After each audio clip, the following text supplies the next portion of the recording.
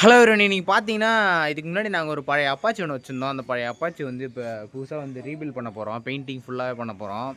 அதுதான் இப்போ நம்ம பார்க்க போகிறோம். அது பண்ணுறதுக்கு இன்கோ ஸ்ப்ரே பெயிண்டர்னு ஒன்று வாங்கியிருக்கோம். இது பார்த்தீங்கன்னா எங்களுக்கு இதுதான் கொஞ்சம் சீப்பாக கிடச்சிச்சு. அதே மாதிரி எங்களுக்கு கம்ப்ரஸர் வாங்குற அளவுக்கு எங்களுக்கு நீடு இல்லை, எங்களுக்கு அது தேவையில்லை. அதனால தான் இந்த மாதிரி வாங்கி யூஸ் பண்ணுறோம். அடுத்து பார்த்தீங்கன்னா இந்த மாதிரி ரெஞ்ச் மிஷின், இந்த மாதிரி ரெஞ்ச் மிஷின் வச்சு தான் வந்து இந்த வண்டியை ஃபுல்லாகவே நாங்கள் கழட்டியிருந்தோம். இது நாங்கள் இந்த பேக் வியூவில் காட்டுற பாருங்க. பார்த்தீங்கன்னா இது ஃபுல்லாகவே கழட்டி வச்சுருக்கோம். இப்போ இது பார்த்தீங்கன்னா இதுக்கு முன்னாடியே பெயிண்ட் பண்ணியிருந்தேன். ஆனால் பெயிண்ட் பண்ணியது ரொம்ப சீப் குவாலிட்டியில் பெயிண்ட் பண்ணிட்டேன். அதனால் நல்லா இல்லை. இன்ஜினில் கொஞ்சம் லீக்கேஜ் ப்ராப்ளம்ஸ் மாதிரி இருக்குது. அதையும் ரெடி பண்ணிட்டு மீதியெல்லாம் கொஞ்சம் இந்த இடம்லாம் கொஞ்சம் ரொம்ப அழுக்காக இருக்குது. அதேமாரி உள்ளெல்லாம் பெயிண்டிங் பண்ணல. அந்த இடம் துருப்பிடிச்சி போயிருக்கு, கொஞ்சம் வெட்டுப்பட்டுருக்கு. இங்கெல்லாம் பார்த்தீங்கன்னா சேஸே நிறைய துருப்பிடிச்சி போயிருக்கு. அதெல்லாம் ஃபுல்லாகவே ரெடி பண்ணோம். வர வீடியோவில் அடுத்தடுத்து பார்ப்போம்.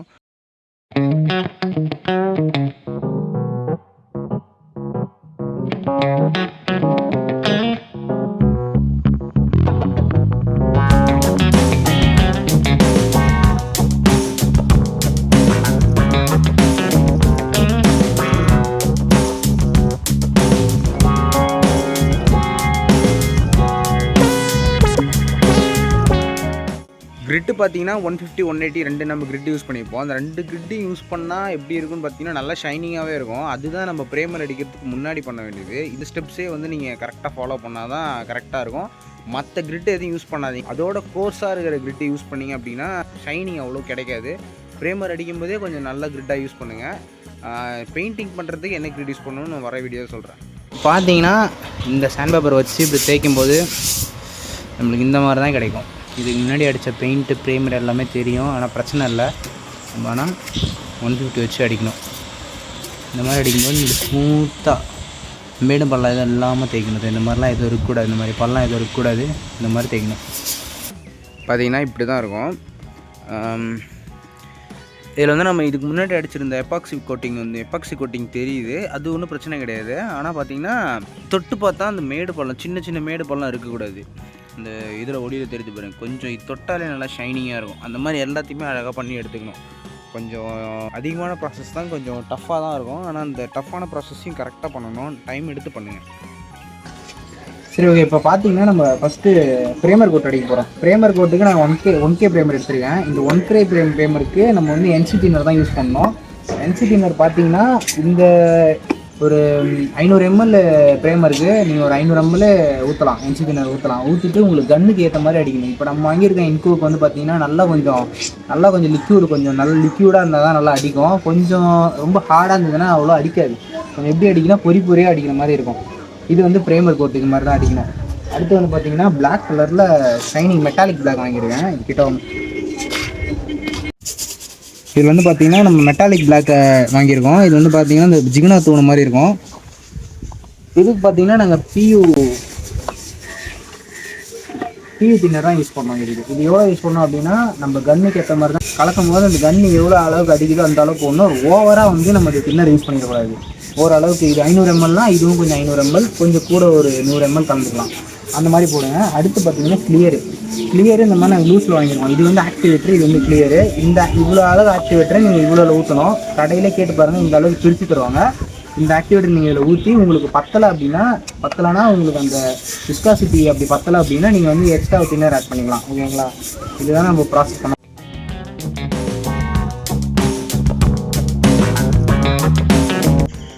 வண்டியோட சேஸ்க்கு மட்டும் இதுக்கு முன்னாடி நாங்கள் சாம்ராய் பிராண்ட்லேருந்து ஒரு எபாக்சி கோட்டிங் கேன் ஒன்று யூஸ் பண்ணிகிட்டு இருந்தோம். ஸோ அதை வந்து கொஞ்சம் ஒன்று மீந்துருச்சுன்றதால அதை வந்து யூஸ் பண்ணிட்டோம்.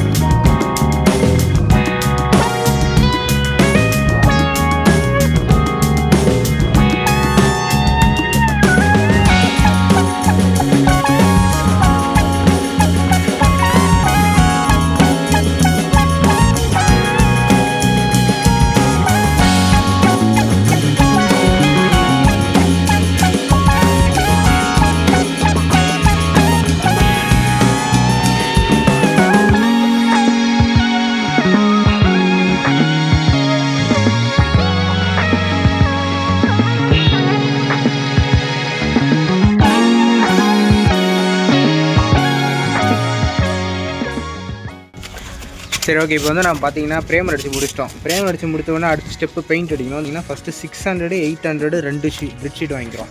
இந்த 2 சாண்ட் பேப்பர் வச்சு ஃபஸ்ட்டு வந்து நம்ம 600 வச்சு கொஞ்சம் தேய்க்கணும்.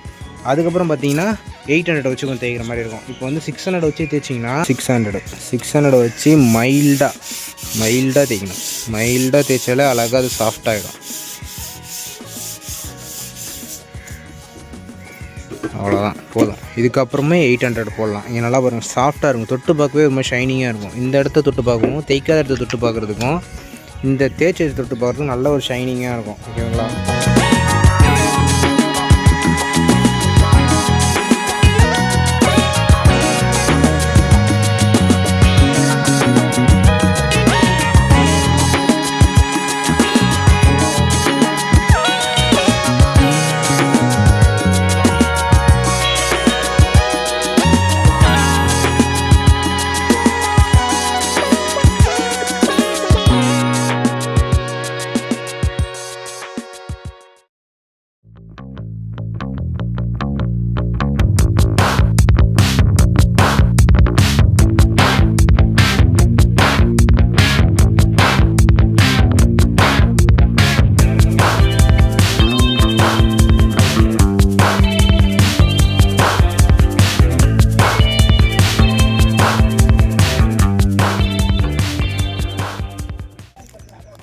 அடுத்து எனக்கு ரொம்ப பிடிச்ச ப்ராசஸ்ஸு ஸ்டிக்கரிங் பண்ணுறது. அந்த கம்பெனி ஸ்டிக்கர்ஸே, ஒரிஜினல் ஸ்டிக்கர்ஸே வாங்கியிருக்கோம். இந்த ஸ்டிக்கர்ஸ் பண்ணோன்னே எப்படி இருக்குன்னு பார்க்கலாம்.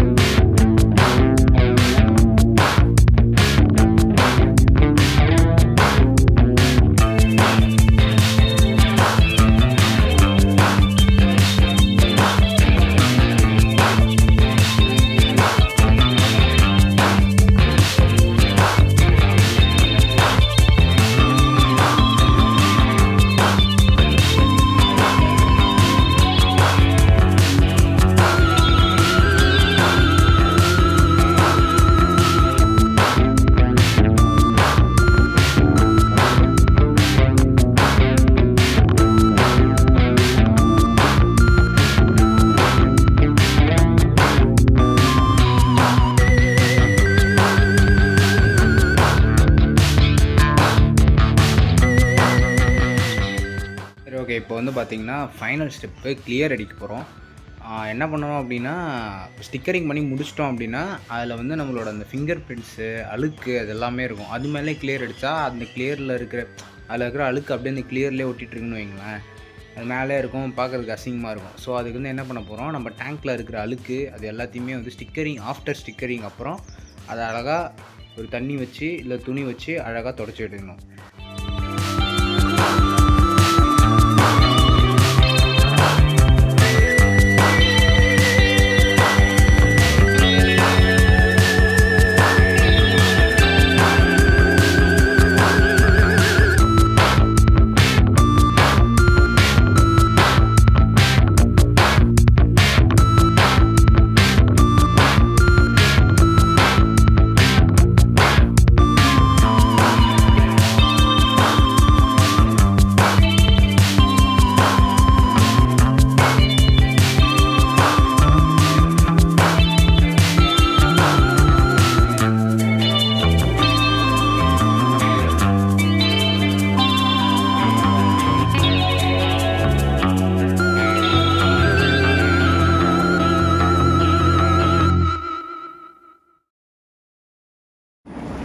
ஓகே, ஃபைனலாக நம்ம அப்பாச்சி ரெடி பண்ணுறதுக்கு ஒரு 10 days ஆச்சு. ஃபைனல் லுக்கை நீங்கள் பார்த்து எப்படி இருக்குன்னு கமெண்ட் பண்ணுங்கள்.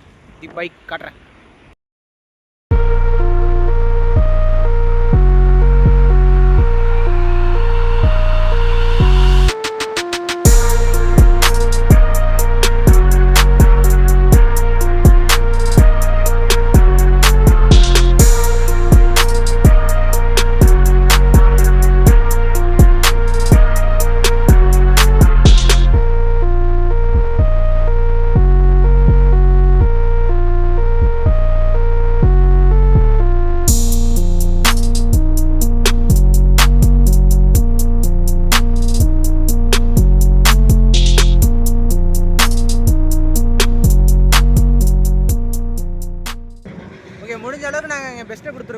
இந்த வீடியோ பிடிச்சிருந்தா லைக் பண்ணுங்கள், ஷேர் பண்ணுங்கள், கமெண்ட் பண்ணுங்கள், என்ஜாய் பண்ணுங்கள்.